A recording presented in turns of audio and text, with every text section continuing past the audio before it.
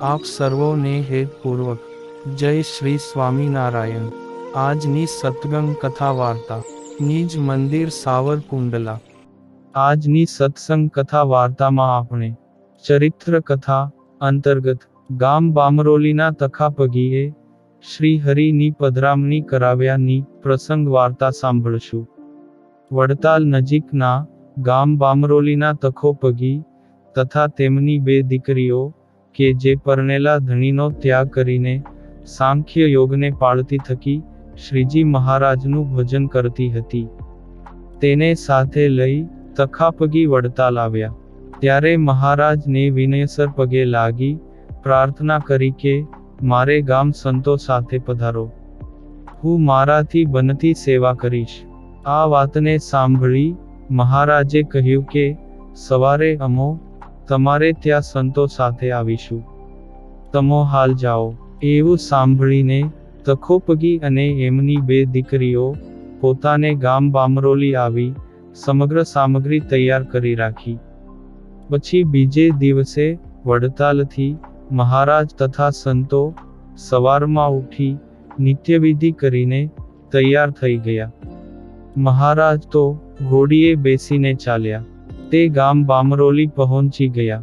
મહારાજ પધાર્યાના સમાચાર સાંભળતા બધાને પગી ભાઈઓ વાજિંત્રો સાથે સામા આવી પગે લાગીને વાજતે ગાજતે જ્યાં એક મોટું રાયણનું વૃક્ષ હતું તેની નીચે ઢાળેલા ઢોલિયા ઉપર શ્રી પ્રભુને વિરાજમાન કર્યા। એ જ ટાણે મહારાજને ઝૂલવા માટે પ્રથમથી જ બાંધેલા હિંડોળા ઉપર વિરાજમાન કર્યા અને તખાપગીની દીકરીઓએ બહુ જ પ્રેમથી સોના રૂપાના ફૂલે કરીને વધાવ્યા અને પછી પગે લાગી પોતાને ઘેર ગયા। એ સમયે સંતો ઝાંઝ મૃદંગ લઈ મહારાજની મૂર્તિના વર્ણનવાળા પદો બોલીને ઉત્સવ કરવા લાગ્યા અને રંગ ગુલાલ ઉડાડવા માંડ્યા।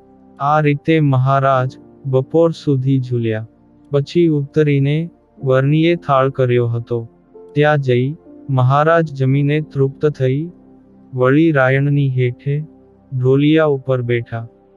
સંતો માટે પણ ખાંડના લાડુની રસોઈ બનાવી હતી, તેને પીરસવા માટે ઉઠતા ડાબે ખભે ખેસ નાખી તેને કેળ સંગાથે તાણીને બાંધી પંગતમાં લાડુ લ્યો એવા શબ્દો ઉચ્ચારતા થકા પંક્તિમાં 5 વાર ફરી સંતોને ખૂબ પીરસી જમાડ્યા।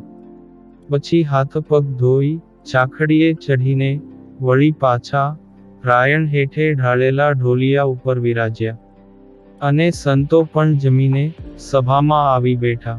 પછી તખાપગી વગેરે સર્વે ભાઈઓ પણ પ્રસાદી જમીને સભામાં આવીને બેઠા। તે સમયે તખાપગીએ મહારાજની પધરામણી માટે ઘરમાં પાથરણા પાથરી તૈયાર કરાવી મહારાજને પ્રાર્થના કરી કે હે પ્રભુ, હવે સંતો સાથે ઘેર પધારો। એવું એમનું વચન સાંભળીને નાન ખાચરને ઘોડી લાવવાનું કહેતા તે તૈયાર કરીને લાવ્યા, એટલે શ્રી હરિ તેની ઉપર સવાર થયા। તે સમયે છત્ર ચામર અબદાગીરી ને છડી લઈ પાર્ષદો તૈયાર થઈ આગળ ચાલ્યા।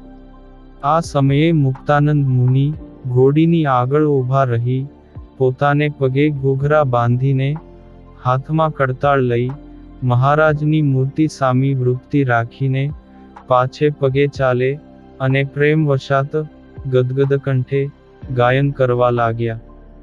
એને લીધે ઘોડી પણ સ્થિર થઈ ગઈ અને સ્વામી જેટલો પગ ઉપાડે તેટલો જ પગ ઘોડી પણ ઉપાડે અને મહારાજ પણ ઘોડી ઉપર સ્વામીના પ્રેમ વશાત સ્થિર થઈ ઘોડીની લગામ મૂકી દઈને સ્થિર બેસી રહ્યા। તે સમયે સ્વામીએ એવું ગાયન કર્યું કે એક તો પગે ઘૂઘરાનો શબ્દ, બીજો હાથમાં કડતાળનો શબ્દ અને પોતાના કંઠનો મધુર શબ્દ, આ સર્વે શબ્દો એકતાલ થઈ જાય। આ અભૂતપૂર્વ ગાયન સાંભળીને સર્વે સંતો હરિભક્તો ભાઈના ચિત્ત તણાઈ ગયા અને જાણે ચિત્રમાં ચિત્રર્યા હોય એમ સ્તબ્ધ થઈ ગયા। મહારાજની મૂર્તિમાં પોતાની સમગ્ર ઇન્દ્રિય વૃત્તિને જોડી દઈ પાછે પગલે ગાયન કરતા થકા ધીરે ધીરે ત્રીજે પહોરે સંધ્યા આરતી વખતે તખા પગીને ઘેર પહોંચ્યા. એમનું ઘર તો રાયણ થકી એક ખેતર જેટલું જ છેટું હતું. પરંતુ આટલામાં આટલી બધી વાર થઈ પછી મહારાજ ઘોડીએથી ઉતરીને ઘરમાં પધારીને ઢોલિયા ઉપર વિરાજમાન થયા. એટલે પગીએ ચંદન, પુષ્પહારો, શેલ, શિરપાવ વગેરે ઉપચારો વડે પૂજા કરીને આરતી ઉતારી અને સંતોને પુષ્પહાર પહેરાવીને વસ્ત્રો ઓઢાડ્યા. પછી મહારાજને પ્રેમથી પગે લાગ્યા. આવી રીતે પધરામણી કરી ત્યાંથી ચાલ્યા તે રાયણે આવી સભા કરીને વિરાજ્યા. તે સમયે ઉગમણી તરફના ખેતરમાં સર્વે બાઈઓ ભેળી થઈ ગરબો ગાવા લાગી અને હાથમાં માટલીઓ લઈ મહારાજના કીર્તન ઘણા પ્રેમથી ગાવા લાગી. આવી રીતે ગાતા ગાતા રાતના 12 વાગી ગયા. એ વખતે મહારાજ બાઈઓના અપાર પ્રેમથી આકર્ષિત થતા પોતે એકદમ ઉઠી બાઈઓ ગાતી હતી તેમના મધ્યમાં ખુરશી નંખાવીને સાંભળતા થકા બેઠા. તેનું અપૂર્વ ગાયન જોઈ સાંભળીને બહુ પ્રસન્ન થયેલા મહારાજે પ્રસાદભૂત પતાસા, પુષ્પહારો વગેરે આપી સૌને બહુ રાજી કરી ગાયનને બંધ રખાવી પોતે ત્યાંથી ઉઠ્યા. તે રાયણ હેઠે પાથરેલા પલંગ ઉપર પોઢી ગયા. પછી બીજે દિવસે પ્રાતઃકાળે ઉઠી પાસેના કૂવા ઉપર નાઈ ધોઈને તખા પગીની દીકરીનું ઘર હતું ત્યાં જઈ તેની માટીની કોઠીમાં ભરેલી બાજરી જોઈ બાઈને કહ્યું કે આ કોઠીને મોઢે માટલું મૂકીને સીવી લ્યો અને હવે એના સામનેથી જ્યારે જોઈએ ત્યારે બાજરી કાઢજો તો બાજરી ક્યારેય ખૂટશે નહીં અને જે મોઢેથી ઉઘાડશો તો ખૂટી જશે. એમ બાઈને વરદાન આપીને રાયણ તળે આવી ઘોડે સ્વાર થઈને સંતો સાથે ચાલ્યા. તે વરતાલ આવી પહોંચ્યા. આ પુનિત પ્રસંગ આજે સદ્ગુરુ શ્રી અદ્ભુતાનંદ સ્વામીની વાતો 74-75 માંથી સાંભળ્યો.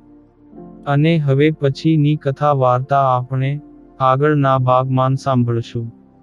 અત્યારે આપ સર્વોને ભાવથી જય શ્રી સ્વામિનારાયણ.